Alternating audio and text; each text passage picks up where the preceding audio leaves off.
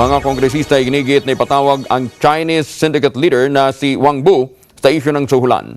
Detalye mula kay Eagle News reporter Madeline Villar. Sinagundahan na rin ni Wambap Representative Sylvestre Rebello ang panawagan para paharapin ang umano'y Chinese crime lord na si Wang Bu sa investigasyon ng Kamara sa alegasyon ng pangingikil dito ng mga immigration officials kung saan bahagi ng salapi nito ay sinasabing na ipanuhol umano sa mga kongresista na pumabor sa Basic Law for the Bangsamoro Autonomous Region. Ayon kay Bello, dapat direkta nilang malaman mula kay Wang Bu kung talagang naglabas ito ng 100 million pesos para sa mga opisyal ng immigration at $10 million na sinasabing ipinangsuhol sa mga miyembro ng Kamara. Binigyan din ng kongresista na kailangan unahin nilang resolbahin ang issue na nakatanggap ng sukol ang mga kongresista kapalit ng boto sa BLBAR. Hindi umano dapat manatiling misteryo kung talagang merong gumalaw na pera at kung talagang may nakarating sa mga kongresista para lamang maipasa ang kontrobersyal na panukala.